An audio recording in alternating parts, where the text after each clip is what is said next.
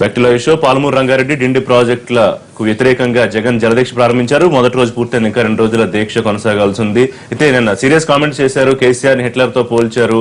ఇక తాగునీటికి కూడా అవకాశం ఉండదు ఆంధ్రప్రదేశ్ లో, సీమతో పాటు మిగతా జిల్లాలు నల్గొండ, ఖమ్మం కూడా నష్టపోతాయని చెప్పి వ్యాఖ్యానించారు. అయితే మా ప్రాజెక్టులు అడ్డుకుంటే మళ్లీ మానుకోటే అని చెప్పి హరీష్ కూడా అంతే తీవ్రంగా రిటార్ట్ ఇచ్చారు. వైఎస్ అడ్డగోలుగా అప్పట్లో వెలిగొండ, హంద్రినివా, గాలేరు లాంటి రిజర్వేలు కట్టి నీటిని పట్టుకుపోతే మళ్ళీ ఇప్పుడు మీరు తయారయ్యారా? వైఎస్ పాపంలో రైతుల ఆత్మహత్యలని. అలాగే మరోవైపు తెలుగుదేశం పార్టీ కూడా జగన్ దొంగ దీక్ష అని చెప్పారు. కాంగ్రెస్ నాయకులు కూడా అలాంటి విమర్శలు చేశారు. అంశాల సంబంధించి చర్చలోకి వెళ్తాం. మనతో పాటు కృష్ణారావు గారు ఉన్నారు. సిహెచ్ఎం కృష్ణారావు గారు, technical bureau chief, senior journalist. తర్వాత రామచంద్రరావు గారు, బీజేపీ ముఖ్య నేత, ఎమ్మెల్సీ. బ్రహ్మానంద రెడ్డి గారు, వైఎస్ఆర్సీపీ అధికార ప్రతినిధి. నోవల్ నరసింహ గారు, మాజీ ఎమ్మెల్యే, టీఆర్ఎస్ ముఖ్య నేత. అనంతపూర్ నుంచి ఎమ్మెల్యే, టీడీపీ సీనియర్ నేత ప్రభాకర్ చౌదరి లైవ్ లో అందుబాటులోకి వస్తున్నారు. నమస్కారం ప్రభాకర్ చౌదరి గారు. కృష్ణారావు గారు, సీరియస్ గా కామెంట్స్ అంటే మీరు ఆలోచించబడ్డారని తెలుగుదేశం ఉంటుంది. ప్రాజెక్టులు దక్కించుకున్నారు, అందుకే మీ ఎంపీలు అక్కడ పంపించేశారు, మేము అడిగాని చెప్పాము. తెలుగుదేశం విమర్శిస్తూ దొంగ దీక్ష ఉంటుంది. ఈయనేమో మరి నేను సీరియస్ గానే హిట్లర్ అన్నారు, లేకపోతే అక్రమ ప్రాజెక్టులు ఎలా కడతారు అనుమతులు లేకుండా, నేను కూడా సీరియస్ గానే కామెంట్స్ చేశాను. వాస్తవానికి అసలు కృష్ణా జలాల వివాదం ఒకటి, ప్లస్ ఈ రెండు పార్టీలు రాజకీయ వైరుధ్యాల మూలంగా ఒకరికొకళ్ళు చేసుకుంటున్నటువంటి వన్ అప్ మ్యాన్షిప్. అంటే అక్కడ తెలుగుదేశం ప్రభుత్వం ఏమీ చేయడం లేదు, ఏమీ అరికట్టడం లేదు, నేనే ఏదో సేవియర్గా ఉన్నాను అనే ఉద్దేశంతో జగన్మోహన్ రెడ్డి చేసే దీక్ష. దానికి ప్రతిగా వాళ్ళు కూడా రాజకీయంగా అసలు నీకే బోర్డు కాంట్రాక్ట్లు ఉన్నాయి, అట్లా ఇట్లా అని ఏదో చెప్పే ప్రయత్నం తప్ప, వాస్తవానికి ఏంటంటే ఇవాళ ఉన్న పరిస్థితి, మనం ఈ రెండు రాష్ట్రాలు ఒకప్పుడు ఒకటిగా ఉన్న ఈ రెండు రాష్ట్రాలు రెండు కృష్ణానదికి కిందన లోయర్ రైపేరియన్ స్టేట్గా ఉన్నాయి. కృష్ణాలో నీళ్లు లేవు, అవి లేవు అన్న సంగతి ప్రతి 100 సంవత్సరాల్లో 25 సంవత్సరాల పాటు నీళ్లు ఉండవనే ఉద్దేశంతోనే 75% డిపెండబిలిటీతోనే ప్రాజెక్టులన్నీ నిర్మాణాలు చేపట్టేది.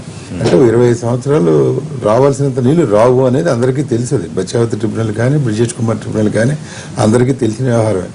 సరే, ఒకటేమిటంటే ఇవాళ తెలంగాణకి ఫార్మ్ అయిపోయిన తర్వాత రెండు రాష్ట్రాలను కూర్చోబెట్టి ఇవాళ జరుగుతుంది ఏంటంటే బచావత్ అవార్డే అమల్లో ఉన్నట్టు లెక్క. Because Brijesh Kumar tribunal award ఇచ్చినప్పుడు కూడా అది నోటిఫికేషన్ చేయలేదు సెంట్రల్ గవర్నమెంట్. అది సుప్రీంకోర్టు స్టే ఇవ్వడం ద్వారా అదైంది. సో సుప్రీంకోర్టులో వాదనలు జరుగుతున్నాయి. బ్రిజేష్ కుమార్ ట్రిబ్యునల్ని పొడిగించారు ఈ రాష్ట్ర పునర్విభజన వల్ల. ఆ పొడిగించడం వల్ల 2 ఏళ్ల పాటు 3 ఏళ్ల పాటు పొడిగించిన దానివల్ల అసలు నీ జ్యూరిడిక్షన్ ఏమిటి అనే దాని మీద నడుస్తుంది. 2 ఏళ్లుగా చర్చలు జరుగుతుంది, దాని మీద వాదాలు ప్రతివాదాలు జరుగుతున్నాయి. మళ్ళా రేపు జూలై 8, 9కి మళ్ళీ వాయిదా వేశారు. అంటే ఈ ఏర్పడినటువంటి కొత్తది కృష్ణా మొత్తం రెండు రాష్ట్రాలకి ఇచ్చిన 1000 టీఎంసీలు, 4 టీఎంసీలు, 1004 టీఎంసీ దీన్ని డిస్ట్రిబ్యూట్ చేయడానికే మీ రెండు రాష్ట్రాల మధ్య, లేకపోతే మళ్ళీ మొత్తం 4 రాష్ట్రాలది మళ్ళీ పునఃసమీక్షించాలా అనే దాని మీద అది నడుస్తోంది.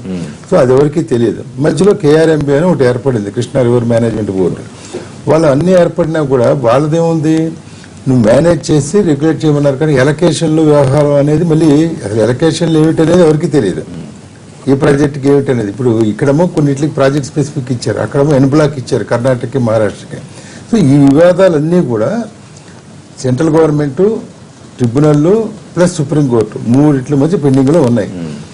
ఈ పరిస్థితుల్లో తెలంగాణ ప్రభుత్వం వచ్చిన తర్వాత రెండు రాష్ట్రాల మధ్య కూర్చోబెట్టి అది ఎలా ఉన్నా కూడా తాత్కాలికంగా మీకు మొత్తం మనకి 811 నికర టీఎంసీ నికర జలాలు కాబట్టి 511 నువ్వు తీసుకో, 512 అనుకుంటా తీసుకో, 299 వీళ్ళు తెలంగాణకి. అంటే తెలంగాణ చెప్పింది మరి మాకు ప్రాజెక్టులు 299 మీరు ఎక్కడ వాడుకోవాలో అది మా ఇష్టం కింద, అంటే తెలంగాణ ఎక్కడైనా వాడుకునేట్టుగా. బికాజ్ చూస్తే మొత్తం ఇవాళ కృష్ణానది ప్రవహించేది ఎక్కువ, తెలంగాణలో క్యాచ్మెంట్ ఎక్కువ ఉంది. అయితే ఒక ప్రాజెక్టు నాగార్జునసాగర్ ఎడమ కాలువ, మిగతా అవన్నీ మిగులు జలాల ఆధారంగా ఉన్నవి.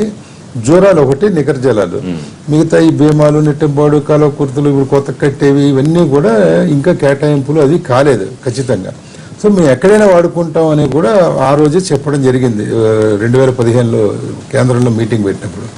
సో ఇక్కడ అంతా కన్ఫ్యూజన్గా వ్యవహారం ఉన్నప్పుడు తెలంగాణ కొత్త ప్రభుత్వం వచ్చినప్పుడు వాళ్ళకి అసలు ఏ బాధ్యత ఉండదా?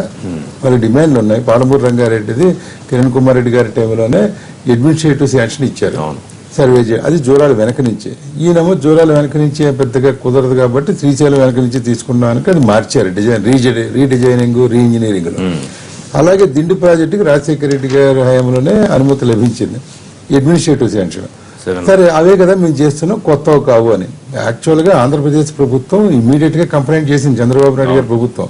లాస్ట్ ఇయరే చేసింది. ఆదిత్యనాథ్ దాస్ గారు ఇమీడియట్ గా లెటర్ రాశారు KRMBకి. వీళ్ళు విభజన చట్ట ప్రకారం కొత్తగా జూన్ 2, 2014 తర్వాత ఏ రాష్ట్ర ప్రభుత్వం ఏది చేపట్టినా కూడా మీరు మీ పర్మిషన్ ఉండాలి, పక్క రాష్ట్రం యొక్క సమ్మతి ఉండాలి అనేది ఉంది. కాబట్టి చట్ట ప్రకారం సెక్షన్ 89 ఆఫ్ ది యాక్ట్ ప్రకారం జరపాలి అని. అయితే అది వీళ్ళు వెంటనే అడిగారు తెలంగాణని, ఇలా ఆంధ్రప్రదేశ్ కంప్లైంట్ ఇచ్చింది మీరేమంటారని. మేము ఇంకా ఏం చేపట్టలేదు, అయినా పాతవే అని వీళ్ళు రిప్లై ఇచ్చారు. KRMB వాళ్ళకి హక్కులు లేవు. అసలు KRMB నువ్వు చెప్పడానికని వీళ్ళు ఒకసారి అడిగారు. ఊఆర్యూ అసలు నీకున్న రైట్స్ ఏమిటి, నువ్వు డిసైడ్ చేయడానికి, అవన్నీ అక్కడ పెండింగ్ లో ఉన్నాయి కదా కేంద్రంలోనూ ట్రిబ్యునల్ దగ్గర అని. ఆయన ఏంటంటే ఏదో పెద్ద మంది సరహాగా ముగ్గురు కూర్చోబెట్టి ఏదో ఉన్న నీళ్ళని ఏదో అడ్జస్ట్ చేసే కార్యక్రమం KRMB చేస్తోంది. ఈ పరిస్థితుల్లో ఇలా ఉన్నప్పుడు ఇక సెంటిమెంట్లు రెచ్చగొట్టడం, మేము ఏదో తెచ్చిపోతుంటే ఇంకా దారుణం. ఒకసారి నాగార్జున సార్ డ్యామ్ దగ్గర కొట్టుకున్నారు కూడా కదా పోలీసులు. నేనేది ఈయన ఇంకా తెచ్చింది లేదు, జరిగింది లేదు, ఇంకా భూసేకరణ లేదు, ఒక ప్రాజెక్ట్ లేదు, ఒక చుక్క లేదు. శరవేగంగా పనులు అయిపోతున్నాయని అక్కడ జగన్మోహన్ రెడ్డి వాళ్ళు అక్కడ శరవేగం, ఇక్కడ శరవేగం లేదు, ఏమీ లేదు. తర్వాత వీళ్ళేంటి ఏమంటే మేము తెలంగాణ తెస్తుంటే చూసారా అడ్డుకుంటున్నారని ఇక వీళ్ళ సెంటిమెంట్, అక్కడ వాళ్ళ సెంటిమెంట్.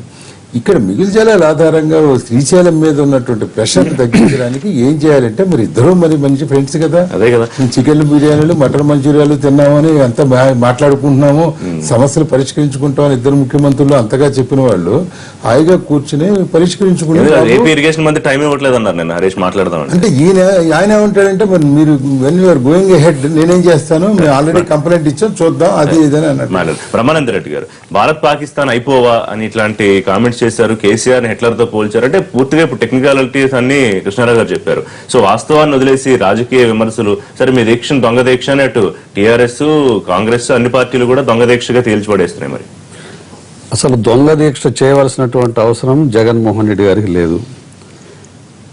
ఇది రాజకీయంగా తప్పుదోవ పట్టించేటటువంటి విధంగా మాట్లాడేటటువంటి దానికోసం దొంగ దీక్ష అంటాం, వ్యక్తిగతంగా విమర్శలు చేయడం అది సమంజసం కాదు. ఈ రాష్ట్ర విభజన జరిగిన తర్వాత నీటి వాటా అనేటటువంటిది రెండు రాష్ట్రాలకు న్యాయం జరిగేటటువంటి విధంగా ఇద్దరు ముఖ్యమంత్రులు కూర్చొని ప్రజలకు అన్యాయం జరగకుండా పంచుకోవాల్సినటువంటి అవసరం ఉంది. అంతేకాకుండా ఆ ప్రక్రియ అనేటటువంటి దాన్ని వదిలివేసి తెలంగాణ ప్రభుత్వం పైన మేము ఉన్నాం కాబట్టి కిందికి వచ్చేటటువంటి నీటిని కృష్ణాకి నీళ్లు రానట్టు శ్రీశైలం ఎగువన ఎత్తిపోతల పథకాలు ఏర్పాటు చేసిన తర్వాత అసలు కృష్ణ ఎండిపోయేటటువంటి పరిస్థితులు ఉంటుంది తప్ప కృష్ణ నీళ్ళు వచ్చేటటువంటి అవకాశం ఉండదు. అలాంటి పరిస్థితుల్లో 5 ఎత్తిపోతల పథకాలకు వీళ్ళు ప్రక్రియను ప్రారంభించి పనిచేయాలా, యుద్ధ ప్రాతిపదిక మీద వచ్చే సంవత్సరాన్ని మేము ప్రారంభిస్తామనేటటువంటి విధంగా ముఖ్యమంత్రి గారు మాట్లాడుతూ ఉంటే ఆంధ్ర ప్రజల పరిస్థితి ఏంటి? కనీసం సాగునీరు కాదు, మంచినీళ్ళు తాగడానికి కూడా అవకాశం లేనటువంటి పరిస్థితి. మీరు ఒక్కసారి ఆలోచించేయండి. నీటి ప్రాజెక్టులు అంటే జాతీయంగా ఆలోచించాల్సినటువంటి అవసరం ఉంది.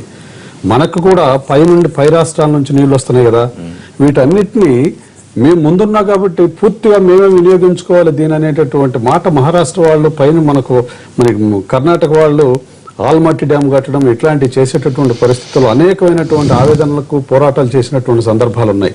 దీనికి కారణం ఏంటి? మనకు రావాల్సినటువంటి వాటాకు అడ్డుపడుతున్నారు అనేటటువంటి మీరు ప్రశ్నించడంలో తప్పులేదు, మీరు ఒక నిరసన లేదా కదా భారత్ పాకిస్తాన్ లాంటి ఇట్లాంటి పదాలు ప్రయత్నం చేయట్లేదు సార్. అట్లా కాదు, అంటే సందర్భానుచితంగా ఎప్పుడైతే ముఖ్యమంత్రుల వాళ్ళ యొక్క బాధ్యతను మరిచి ప్రజల యొక్క శ్రేయస్సును వదిలివేసి ఈ సమస్యకు పరిష్కారానికి ఇద్దరు కూర్చునేటటువంటి ప్రయత్నం చేయలేదో దీనికి ప్రజల్లో ఆవేదన వచ్చి వైరం పెరిగేటటువంటి ప్రమాదం ఉంది. ఇతర రెండు దేశాలు అనేటటువంటి భావన క్రియేట్ కానిచ్చేదాకా మనం ప్రజలకు జవాబుదారీగా ఉండవలసినటువంటి అవసరం ఉన్న ముఖ్యమంత్రులు బాధ్యత వహించాలి. ఇక్కడ ఈ విధంగా రాష్ట్రం మొత్తం తగలబడిపోతూ ఉంటే, కరువుతో తాండవిస్తూ ఉంటే ముఖ్యమంత్రి గారు దాని గురించి పట్టించుకున్నటువంటి దాఖలా లేవు. ఈ రెండు రాష్ట్రాలు ఈ విధంగా ప్రభాకర్ చౌదరి గారు, చంద్రబాబు కేసీఆర్ 5 కోట్ల మంది ప్రజలతో ఆడుకుంటున్నారు, చంద్రబాబు నిర్లక్ష్యం కారణంగానే మేము రంగంలో దిగాల్సి వచ్చింది, ఆ తర్వాత నేను ఆయన మాట్లాడిన కామెంట్స్ అన్ని కూడా మీరు వినే ఉంటారు. మీరు కూడా తిరిగి మళ్ళీ కౌంటర్ కామెంట్స్ రాజకీయంగా ఇద్దరు కామెంట్స్ చేసుకుంటున్నారు.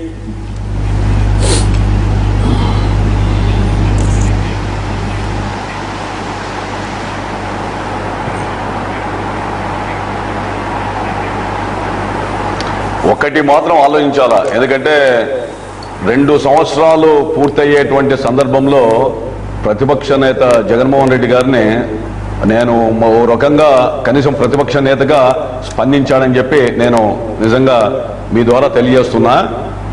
అభినందిస్తున్నారా? 2 సంవత్సరాలు కేసీఆర్ గురించి ఎక్కడైనా తెలంగాణ ముఖ్యమంత్రి గురించి విమర్శించిన దాఖలాలు ఎక్కడైనా ఉన్నాయా? ఆ రోజు ఆంధ్ర వాళ్ళంతా వెళ్ళిపోవాలని చెప్పి అభినందనం అంటే అది కాదు, ఆలోచన వచ్చినందుకు నేను ఒక రకంగా ప్రతిపక్ష నేత ఉనికిని కాపాడుకోవడానికి ప్రయత్నం చేస్తున్నానని భావిస్తున్నా.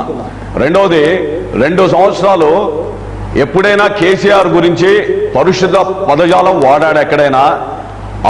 హైదరాబాద్ నగరంలో కానీ ఇతరత్ర కానీ తెలుగు వాళ్ళ అంటే ఆంధ్రుల ఆత్మగౌరవాన్ని తాకట్టు పెట్టే రీతిలో పరుషిత పదజాలం కేసీఆర్ మాట్లాడితే ఒక్కసారి కూడా స్పందించకపోవడం అనేది కూడా మనం గమనించాలా. ఇప్పుడు ఎందుకు స్పందిస్తున్నాడు అనేటువంటిది కూడా మనం ఆలోచిద్దాం. రెండవది, జగన్మోహన్ రెడ్డి గారు మరి ఈరోజు ఈ యొక్క ఆంధ్రప్రదేశ్ పైన ప్రత్యేక రైతుల పైన ఆయనకు అభిమానం ఉన్నట్టు, రెండోది మనకు అన్యాయం జరిగిపోతున్నట్టు చెప్తున్నాడు. చాలా సంతోషం.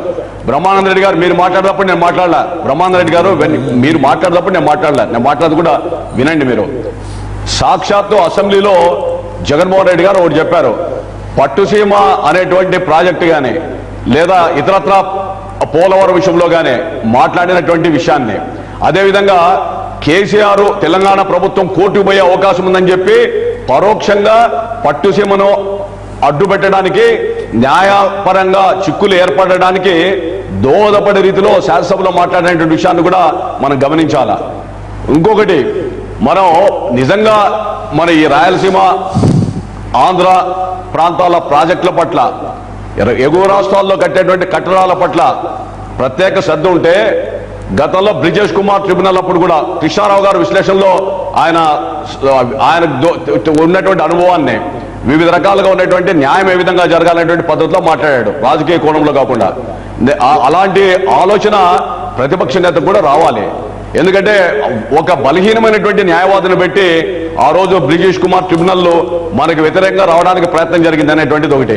రెండవది, చంద్రబాబు నాయుడు గారు గతంలో ఆల్మట్టి విషయంలో మరి తాను ప్రత్యేకంగా కమిటీ వేయించడానికి జ్యోతిబాష్ నేతృత్వంలో మరి 5 మందితో సభ్యులతో ఆ రోజు రావడానికి 10 రకాలుగా ప్రయత్నం చేస్తున్నప్పటికీ కూడా నిజంగా ఆంధ్ర రాష్ట్ర ప్రయోజనాల కోసం జగన్మోహన్ రెడ్డి గారు ప్రయత్నం చేస్తుంటే ఢిల్లీ వెళ్ళి ఆయనకు కూడా బీజేపీ నేతలతో సత్సంబంధాలు ఉన్నాయి, భాగస్వామ్యం ఉన్నప్పటికీ కూడా ఆయన నరేంద్ర మోడీ గారి దగ్గర వెళ్ళి దీక్ష అనేది నరేంద్ర మోడీ గారి యొక్క మరి నివాసం దగ్గర, పార్లమెంటు భవనం దగ్గర లేదా ఇతరత్ర నీటిపారుదల శాఖ మంత్రుల యొక్క దీంట్లోనే జరిగితే ప్రజలు కూడా హర్షిస్తారు.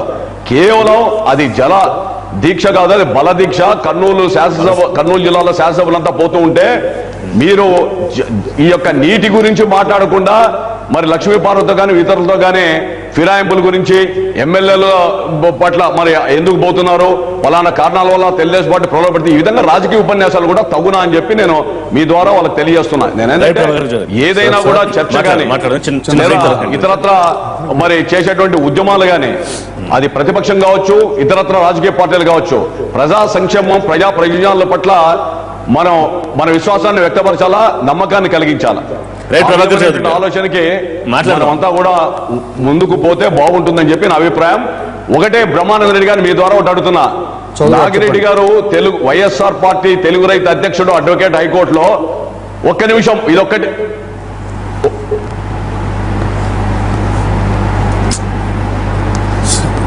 రామచంద్ర గారు ఈ వ్యవహారాన్ని ఎలా చూస్తుంది బీజేపీ?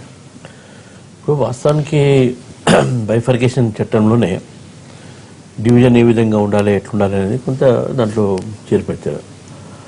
అయితే తెలంగాణ ఉద్యమం కూడా నీరు, నియామకాలు, నిధులు అనేటువంటి దీని మీద అయింది. సరే, అవన్నీ ఈ డిస్ప్యూట్ జరుగుతూ ఉన్నాయి. ఈ మధ్య ఈ కాంట్రవర్సీ మళ్ళీ తెరపైన రావడం అనేది, మన కేసీఆర్ గారు అసెంబ్లీలో మాట్లాడుతూ ఒక మాట చెప్పారు, పట్టిసీమ ఇది పెట్టారు. ఒక విధంగా నేను అభినందిస్తున్నాను ముఖ్యమంత్రి గారిని. తెలుగు రైతులు ఎక్కడ ఉన్నా సరే ఇద్దరు బాగుండాలి అనేటువంటి ఆలోచన చెప్పారు. నేను వీ హ్యావ్ టు వెల్కమ్. సముద్రంలో పోయే నీరు ఎవరు వాడుకున్నా పర్వాలేదు, మంచిది, చాలా మంచి చెప్పాడు. ఇంకో ఆలోచన ఏంటంటే తెలుగు రైతులు ఇద్దరు కూడా హ్యాపీగా ఉండాలి, ఎవరికైనా నీరు అవసరం వాటర్ అనేది చాలా ఇంపార్టెంట్గా చెప్పడం జరిగింది. సరే, ఈ నేపథ్యంలో వాళ్ళ మనం ఆలోచిస్తే మనకు కనబడేది ఒకటి ఏంటంటే ఏ ఒక్క రాజకీయ పార్టీ అయినా అక్కడైనా సరే ఇక్కడైనా సరే మేము బలహీనపడుతున్నాం అనే ఆలోచన రాగానే ఏదో ఒక ఇష్యూ రెచ్చగొట్టి మళ్ళీ సెంటిమెంట్ రెచ్చగొట్టి ప్రజల్లో ఆ సెంటిమెంట్ తీసుకుపోయింది. ఇప్పుడు ఆయన టీడీపీ అన్నట్టు బలదీక్ష అనేది బలదీక్ష జలదీక్ష అది సరే, దాని మీద నేను కామెంట్ చేసుకోలేదు. నేను ఏమంటే కామెంట్స్ ఏదైతే మీరు కేసీఆర్ గారిని హిట్లర్ అనండి ఇంకేదైనా, ఎందుకంటే వారి ఎమ్మెల్యేస్ తీసుకుపోయారు, ఎంపీని తీసుకుపోయారు, మీకు బాధ ఉంటే ఉండొచ్చు. దాని మీద టీడీపీ కూడా చాలా క్లియర్ గా మీ ఇద్దరు లాలూచేది ప్రాజెక్టులు మీరు 10,000 ప్రాజెక్టులు దక్కించున్నారు కాబట్టి మీరే పంపించారని కూడా టీడీపీ అంటే వాళ్ళ అంటే అందుకని ఏమిటంటే ఆ వివాదంలో మనం పోకుండా నేను ఒకటే కోరేది ఏంటంటే ఈ రెండు తెలుగు రాష్ట్రాలు విడిపోయిన గతంలో కలిసి ఉండేది సరే, రెండు అడ్మినిస్ట్రేటివ్ రీజన్లో విడిపోయినాయి. ఇప్పుడు రెండు ప్రాంతాల్లో ఉన్న ప్రజల మధ్యన మనం చిచ్చు పెడతామా? ఇప్పుడు దేనికైనా ఒక బచావత్ అవార్డు ఉన్నది, లేకుంటే బ్రిజెస్ అవార్డు ఉంది, లేకుంటే ఒక సెంట్రల్ గవర్నమెంట్ ఉంది. ఎక్కడ కూర్చొని మనం దాన్ని సమస్యగా పరిష్కారం చేసుకుంటేనే రెండు ప్రాంతాల్లో ఉన్న తెలుగు వారికి అది ఒక లాభకరంగా ఉంటుంది, అక్కడ ఉన్న రైతులు కూడా లాభం జరుగుతుంది. కానీ ఇది వివాదం తీసుకొని వచ్చి రెచ్చగొట్టి ఈ రెచ్చగొట్టిన తర్వాత ప్రజల్లో మళ్ళీ సెంటిమెంట్ చేసేస్తే కేవలం రాజకీయ లబ్ధి ఇనిషియల్ స్టేజ్ లోనే స్థాయిలో వ్యాఖ్యానాలు వస్తూ ఉంటే దీంట్లో మరి కేంద్రం ఇంటర్వ్యూన్ అవ్వాల్సిన అవసరం డిఫరెంట్. ఇప్పుడు కేంద్రం ఎప్పుడు కూడా తన బాధ్యతను విస్మరించట్లేదు. కృష్ణా రివర్ మేనేజ్మెంట్ బోర్డు ఉంది, సుప్రీంకోర్టు కేసు ఉంది. సుప్రీంకోర్టు ఉన్నప్పుడు కేంద్రము సబ్ జ్యుడిస్ ఇష్యూలో ఎక్కువ జోక్యం చేయలేదు. ఈ యొక్క ఇష్యూ ఫస్ట్ హోమ్ మినిస్టర్ దగ్గర కూర్చొని మాట్లాడారు, ఉమాభారతి దగ్గర మాట్లాడారు. ఇప్పుడు ఏమైతుందంటే అక్కడ జగన్మోహన్ రెడ్డి గారి స్టేట్మెంట్ కానీ ఇంకెవరైనా స్టేట్మెంట్ ఇచ్చేస్తే ఇక్కడ దాన్ని కౌంటర్ రియాక్షన్ ఉంటుంది. కౌంటర్ రియాక్షన్ ఉన్నప్పుడు ఏమైంది, ప్రజల మధ్యన వెళ్ళిపోతుంది. ప్రజల మధ్యన వెళ్ళిపోయినప్పుడు ఈ వివాదం తీసుకొచ్చి ఇప్పుడు రీడిజైనింగ్ చేశారు తెలంగాణ గవర్నమెంట్. సార్ రీడిజైన్ చేసి ఒక ప్రతిపక్ష పార్టీగా ఎట్లా చేశారు, మాకు కూడా కన్విన్స్ చేసేది ఉంది, మమ్మల్ని కన్సల్ట్ చేసారు, మేమంతా ఫీల్ అవుతాం.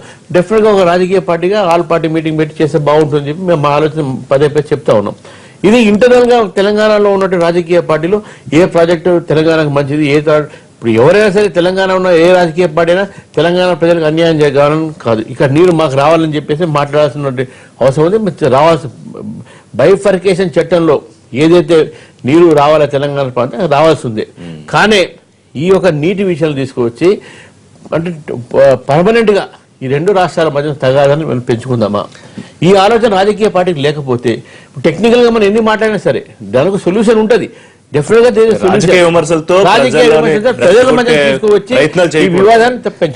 గతంలో ఇప్పుడు గుర్తొచ్చింది మాజీ ముఖ్యమంత్రి ఆయన కిరణ్ కుమార్ రెడ్డి చివరిదాకా సమైక్యం అన్నప్పుడు నీటి యుద్ధాల గురించి కూడా ఆయన మాట్లాడారు. ఇది ఇవాళ అనుకున్నంత సులువుగా ఏమి ఉండదు, రేపు పొద్దున చాలా ఇబ్బందులు పడతాయని. ఇవాళ ఈ కామెంట్స్ చూస్తూ ఉంటే నిజంగా అలాంటి పరిస్థితి ఏమన్నా వచ్చే పరిస్థితి ఉందా? కృష్ణారావు చెప్పినట్టు అప్పట్లో పోలీసులు కొట్టుకోవడం దగ్గర నుంచి అట్లాంటి ఘటనలు జరగకుండా ఉంటుందని బాగుంటుందని మనందరూ కోరుకోవడం, కానీ ఖచ్చితంగా మళ్ళీ మానుకోట రిపీట్ అవుతుంది, ఖబర్దార్ మీ అంతు చూస్తానంటే వాళ్ళన్న కామెంట్స్ కి కౌంటర్ ఇచ్చారు అనుకోండి, మరి వాళ్ళు వీళ్ళు మాట్లాడుకుంటూ ఉంటే ఇక ఇలాగే జరుగుతుందా? ఏమన్నా దీనికి వేరే మార్గం ఏమన్నా ఉందా? ఇక్కడ మనం గమనించాల్సింది ఏంటంటే యుద్ధాలు నీటి యుద్ధాలు అయితే కాదు, కానీ ఒకటి మాత్రం ప్రూవ్డ్ ఫ్యాక్ట్, మా జలాలు మాకు రాకుండా దోపిడీకి గురైనాయి అని చెప్పింది మాత్రం ప్రజలు హర్షించినారు. వాస్తవాలు అవి. ఎందుకనంటే గోదావరిలో 950 టీఎంసీలు ఇంకా మాకు అధికారం ఉంది వాడుకోవడానికి. బచావతి ట్రిబ్యునల్ అవార్డే, మరి తర్వాత వచ్చినటువంటి అవార్డు కాదు. దాని తర్వాత మిగిలినటువంటి 450 టీఎంసీలు కృష్ణా వాటర్ వాడుకోవడానికి హక్కు ఉంది అని చెప్పేసి ప్రూవ్ రికార్డెడ్ ఫ్యాక్ట్స్ ఉంటే దానికి అనుకూలంగా కేసీఆర్ గారు నా జలాలు దోపిడీకి గురైనాయని 14 సంవత్సరాలు దీక్ష చేసి ప్రాజెక్టులు కడుతుంటే దాని మీద కామెంట్లు చేయడం అనేది ఇప్పుడు ఎట్లుంటుందంటే, ఇప్పుడు దొంగ తిన నేర్చుకున్నోడు ఎప్పుడు నాకు దొరుకుతలేదని చెప్పేసి ఆరాటపడడం అనేది మనం గ్రామాలలో చూస్తున్నటువంటిది. అందుకని ఇక్కడ ఎవరు రెచ్చగొట్టాల్సిన అవసరం లేదు. తెలుగు ప్రజలు అవతల వాళ్ళు మన వాళ్ళే, తెలుగు ప్రజలు బంధుత్వాలతో ఉన్నారు, అన్నదమ్ముల్లాగా విడిపోయినాము, అన్నదమ్ముల్లాగా కలిసి ఉండాల్సిన అవసరం ఉంది. కానీ ప్రజలు బాగానే ఉన్నారు, పార్టీలకు సంబంధించి కూడా నేను ఒక మాట చెప్తున్నా మిత్రమా, మొన్నటిదాకా ఢిల్లీ యాత్ర, దాని తర్వాత బయట యాత్ర ఎందుకు చేసినావు నువ్వు ఢిల్లీ యాత్ర అందరికి తెలుసు. అందుకని నేను ఏమంటున్నానంటే కేసీఆర్ హిట్లరా? నిజమే, హిట్లర్ ఎందుకోసం చేసినాడు? ఒక లక్ష్యం కోసం చేసినాడు. అది ప్రజలకు వ్యతిరేకమైంది కావచ్చు. కేసీఆర్ గారు అంతకంటే తీసిపోయినటువంటి దీక్షతో చేసినాడు. నీ ఎడల మాత్రం నువ్వు ఇప్పుడు ఈయన హిట్లర్ అనే మొత్తం 17 మంది ఎమ్మెల్యేలు బయటపడ్డారు. ఇంకా కూడా నేను ఒకటే చెప్పదలుచుకున్నాను, పూర్వపరాలు పెద్దలందరికీ తెలిసి ఇక్కడ వినేవాళ్ళు అర్థం చేసుకోవాలా. ఈరోజు శ్రీశైలం దేనికి కోసం కట్టినారండి? అది విద్యుత్ ప్రాజెక్టు. దానికి ఆ రోజు మానవీయ కోణం నుంచి ఆలోచించినటువంటి ఒక మహానేత దాన్ని తెలుగు మద్రాసుకు మంచినీళ్ళ పేరుతో తీసిన తర్వాత జరిగింది ఏంది? ఇడంగో పొక్క పెట్టినాడు పోతిరెడ్డిపాడు పొక్క ఎంత ఉంది? కర్నూలు కొట్టకపోయే అంత దుర్మార్గం జరిగిపోయింది. కర్నూలు కొట్టకపోయినాడు. ఉన్న వాస్తవాలన్నీ కర్నూలు ప్రజలు ఒకసారి అర్థం చేసుకోవాలా. నీళ్లు శ్రీశైలంలో నిలగట్టినందుకే అది నాశనం అయిపోయింది. అందుకోసమని ఈరోజు ఎవరి నీళ్లు వాళ్ళు వాడుకోవడానికి దానికి ఏదో మొత్తం అంతా లేచిపోతున్నారు కాబట్టి రాజకీయంగా తన వైపు నుంచి వేడి చేసుకొని తన వాళ్ళను కాపాడుకోవడానికి ప్రయత్నం చేయడమే. రామచంద్రరావు గారు చెప్పినట్టు పెద్దలు నిజమే, పొలిటికల్ గా అజెండా నిర్ణయం చేసుకుంటుంది ఏ పార్టీకి ఆ పార్టీ. మీరు చేసుకోండి, ప్రజల కోసం కాదు ఎమ్మెల్యేలు కాపాడుకోవడానికి దీక్ష. నేను అంటున్నాను ఆయన రాజకీయంగా అజెండా లేదు. ఇక్కడ ఇప్పుడు మమ్మల్ని హిట్లర్ అన్నాడంటే కేసీఆర్ ను మేము ఒకటే అడుగుతున్నాం, ఇక్కడ ఉన్న దుకాణం అంతా క్లోజ్ చేసుకునే ఉన్న కాడికి పార్టీ బాయ్ ఇంకేం చేస్తాడు? మమ్మల్ని అనడానికి ఆయన దుకాణం క్లోజ్ అయితానికి కారణం అదే. ఆంధ్రాలో కూడా ఆ రకంగానే దుకాణం క్లోజ్ అయ్యే పరిస్థితి ఏర్పడుతుంది కాబట్టి ఖచ్చితంగా ఆ దుకాణాలను నిలబెట్టుకుంటే చేస్తున్న ప్రయత్నం. టీఆర్ఎస్ ప్రత్యామ్నాయం మేమే పార్టీ నాయకుడు నల్ల సూర్యప్రకాశ్ రావు మాట్లాడారు. నిజమే. ఇప్పుడు ఎందుకనంటే పెద్ద ఎత్తున మేము మాకంటే లేదని చెప్పేసి ఎవరు పడతారో చెప్తారు. దేవతా వస్త్రాలు కట్టుకొని తిరుగుతున్నట్టు వాడు. ఏం దేవతా వస్త్రాలు అంటే వానికి తప్ప ఇంకోనికి అవపడవు, బరిబత్తలు అవపడతాడు బయట. అందుకోసమని ఈ బాపతగాలు మాట్లాడే మాటలు ఎవ్వడు కూడా ఎక్కడ కూడా ఇది చేయాల్సిన అవసరం లేదు. కానీ జగన్ గారికి నేను ఒక విజ్ఞప్తి చేయదలుచుకుంది ఏంటంటే వాళ్ళ అయ్యా ఏ రకంగా నీళ్ళ దోపిడీ చేసిండో పోతిరెడ్డిపాడే సాక్ష్యం. కానీ గుడ్డొచ్చి పిల్లనెక్కిరించినట్టుగా అసలు నీకున్నటువంటి శ్రీశైలం ప్రాజెక్టు పూర్వపరాలు తెలవకుండా పోతిరెడ్డితో పాటు నీళ్లు వాడుకుంటున్నావు. నీకు అవుకు ప్రాజెక్టు మొత్తం తూర్పు పశ్చిమ గోదావరి జిల్లాలో చేసింది. కానీ నీ నీళ్లు నీకున్న 450 టీఎంసీలు నిన్న పాలమూరు కృష్ణా పరివాహక ప్రాంతం ఎంత ఉందండి? తెలంగాణకు దాదాపుగా 90% ఉంది. వస్తున్న నీళ్ళు ఎంత? అందుకోసమని సొమ్ము ఒకరిది సోకు ఒకరిది అని చెప్పేసి తెలంగాణ అన్యాయానికి గురైంది. ఆ నీళ్లు వాడుకోవాల్సిన బాధ్యత కేసీఆర్ గారి మీద ఉంది. బ్రహ్మదేవుడు తల కిందలైనా నేను ఊరుకోను. మానుకోట కాదు కదా, మానుకోట మాకేం అవసరం ఆయనతోటి. ఇప్పుడు ఆ రోజు అంటే ఈడ ఉన్నాడు, ఈయనకు పార్టీ ఉంది. మా హరీష్ చెప్పింది కూడా కరెక్టే. ఈ రోజు ఆయన ఏదో పెద్ద కథలు చెప్పేసి నేను చేస్తానంటే ప్రజలే రానియరు లోపలికి. మానుకోట కాదు, అసలు హైదరాబాద్ కు వచ్చి లోటస్ పాన్ లో ఉండాలన్నా కానీ నువ్వు ఇంత దుర్మార్గంగా ఉన్నవేందా అని ప్రజలే. నువ్వు ఏందయ్యా నువ్వు ఇంత దుర్మార్గంగా ఉన్నవేందా? మేము ఇలా టీఆర్ఎస్ పార్టీతో సంబంధం లేదు. పాత పద్ధతి లేకపోతే పాత వాతావరణం వచ్చే పరిస్థితి కనిపిస్తుంది. అస్సలు ఉండదు. ఇది ఏ రకంగా కూడా నీటితో కొట్లాటలు లేవు. ఒకటి గమనించాల్సింది ఏంటంటే రాజకీయ లక్ష్యం కోసం చేసుకున్నటువంటి దుర్మార్గమైనటువంటి తీరు, దుర్మార్గమైన మాటలు కట్టి పెట్టకపోతే తగిన గుణపాఠం. తమిళనాడు కర్ణాటకతో మేము కూర్చుని మాట్లాడుకునే అవకాశం ఉంది కానీ ఏపీ ఇరిగేషన్ మంత్రి టైం ఇవ్వట్లేదు అని చెప్పి.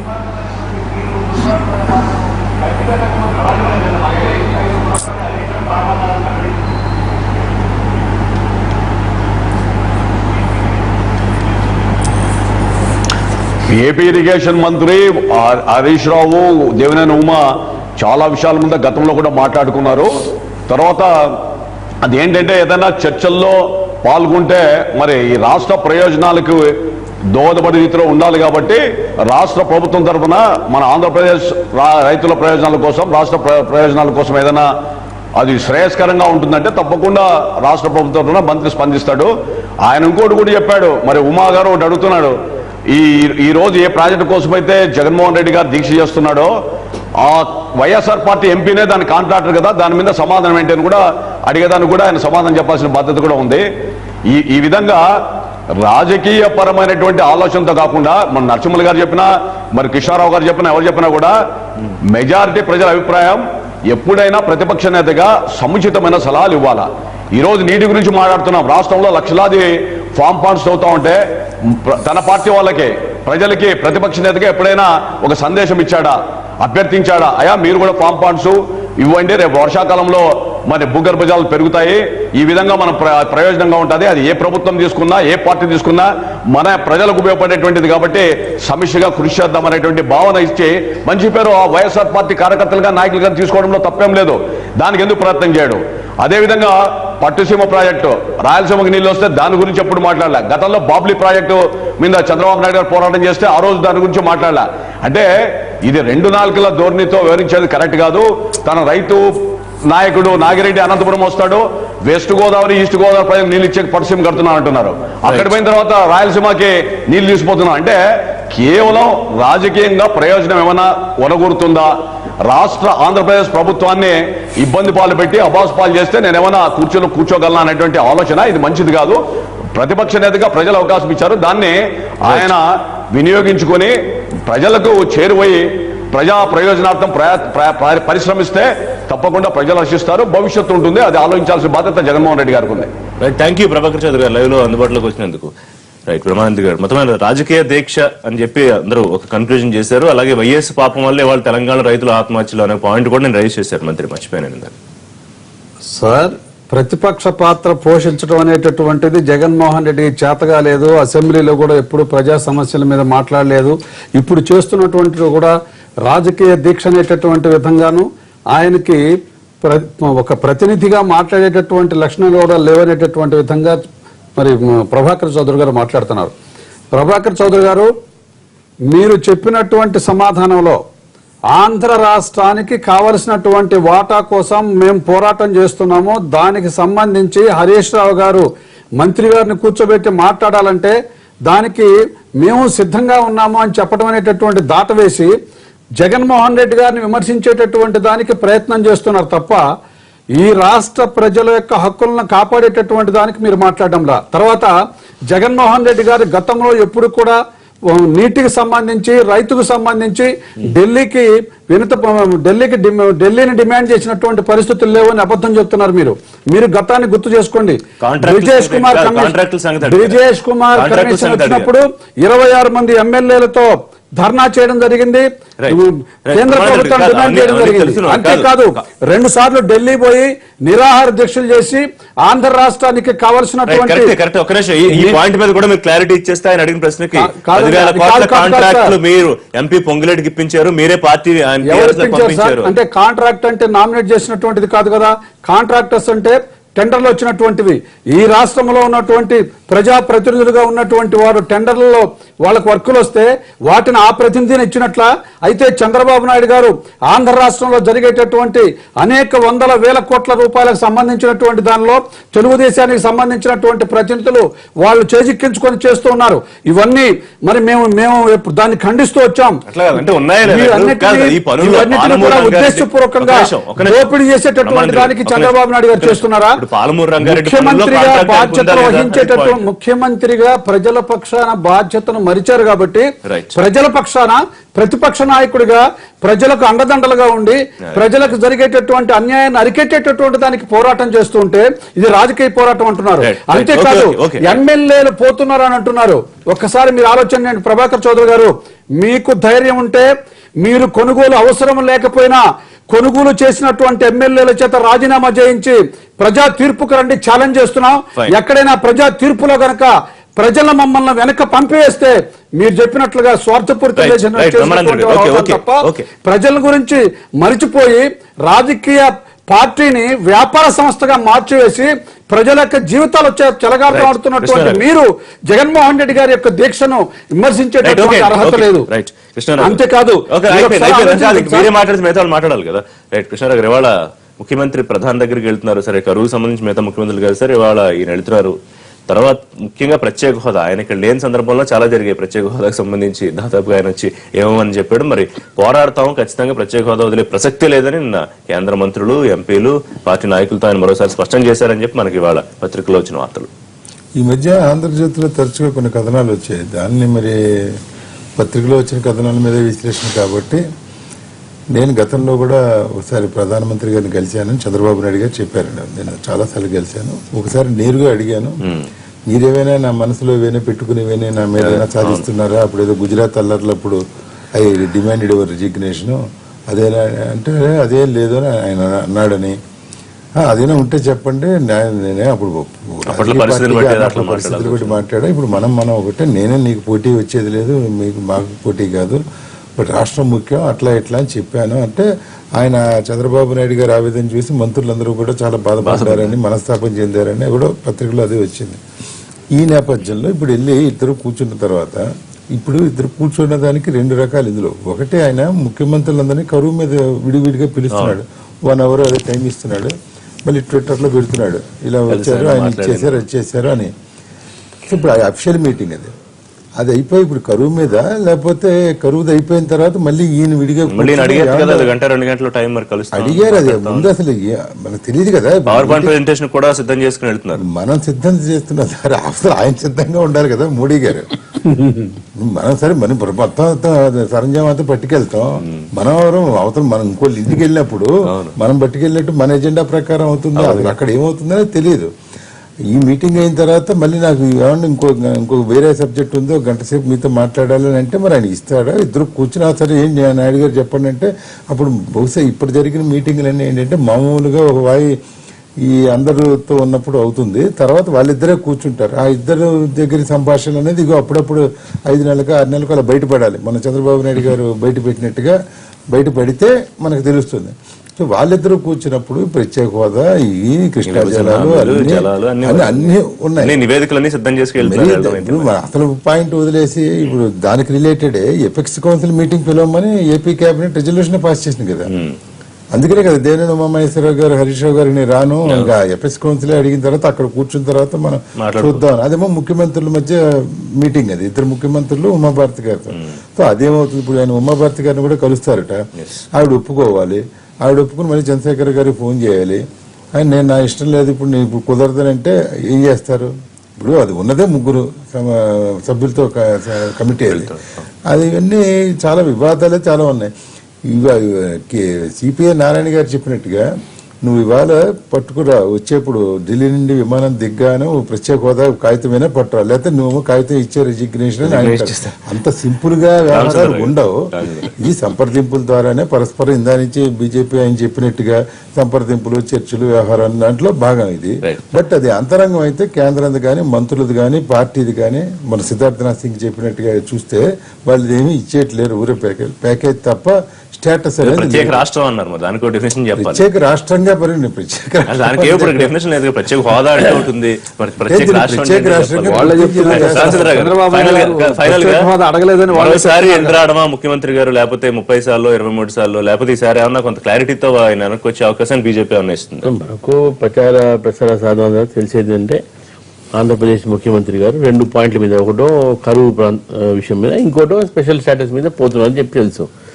సరే, అక్కడ ప్రధానమంత్రి గారితో మాట్లాడిన తర్వాత ప్రెజెంటేషన్ ఉంటుందా లేదా అనేది వాళ్ళకు ఉన్నటువంటి ఒక ఏదైతే అపాయింట్మెంట్స్ మీద ఆధారపడి ఉంటుంది. ఏదున్నా కూడా మన సిద్ధార్థనాథ్ సింగ్ గారు, మా ఇన్ఛార్జ్ గారు చెప్పడం జరిగింది, Andhra Pradesh is special for us, but special status right no we cannot. దాని మీద కూడా ఆయన పార్టీ పరంగా చెప్పారు, ప్రభుత్వ పరంగా అటువంటి సంబంధం రాలేదు. ప్రభుత్వ పరంగా చెప్పడానికి వీల్లేదు కూడా, ప్రభుత్వ పరంగా చెప్పడానికి వీల్లేదు. ఒకటి ఏంటంటే బైఫర్కేషన్ యాక్ట్ లో గానే, లేకుంటే ఇమీడియట్ గా స్టేట్ ఫార్మ్ అయిన తర్వాత ఏ రాజకీయ పార్టీ కూడా స్పెషల్ స్టాటస్ అనేది మాట్లాడలేదు. దాని తర్వాత రాజకీయ కారణంగా వాళ్ళు అక్కడ మాట్లాడుతున్నారు. ఇప్పుడు మీరే కదండి మాట్లాడింది, బైఫర్కేషన్ యాక్ట్ లో వర్డ్ లేదండి రైట్, మీరే కదా ఆ రోజు సభలో అసలు చేసింది ఎవరు సార్? ప్రపంచంలో ఇంకో పార్టీ అడిగింది ప్రధాని కూడా చెప్పారు మోదీ. బైఫర్కేషన్ యాక్ట్ వచ్చిన తర్వాత బైఫర్కేషన్ యాక్ట్ ఎక్కడ కూడా మెన్షన్ చేయలేదు. దాని తర్వాత అనేది ముందు ఆ రోజు రాజ్యసభలో మాట్లాడడం వాస్తవమే, కానీ దాని తర్వాత స్టేట్ ఫార్మ్ అయిన తర్వాత ఎప్పుడు కూడా ఇది వివాదంలో ఫస్ట్ లో రాలేదు. చెప్పలేదు కాబట్టి రాలేదు. తర్వాత దానికి ఒక గైడ్ లైన్స్ ఉన్నాయి, స్పెషల్ స్టాటస్ కేటగిరీకు ముఖ్యమంత్రి వచ్చినప్పుడు ఏదో ఒక మాట టెక్నికాలిటీస్ వద్దు, అందుకే గైడ్ లైన్స్ ఉన్నాయి. అధికారం పార్టీకి సంబంధించి ప్రభుత్వం చెప్పారు ప్లస్ మరి. ప్రతిపక్షం ఇద్దరు అవును, కలిసి క్యాబినెట్ నిర్ణయం లో చేసిన అయింది, తర్వాత అలాగే చేసిన దానిలో పొందుపరచలేదు, జయరాం రమేష్ గారే దాన్ని డ్రాఫ్ట్ కాబట్టి చేశారు. దాన్ని అమలుపరచలేదు. జయరాం కాంగ్రెస్ రమేష్ ఏదైనా కాంగ్రెస్ మాట్లాడితే డ్రాఫ్ట్ చేసిన కాదు, పార్టీ చంద్రబాబు నాయుడు చంద్రబాబు నాయుడు గారే అది సంజీవి కాదే అవసరం లేదన్నారు. దానికోసం మీరు దాంతో గొడవ ఒక మాట అవుతున్నారు. వినండి.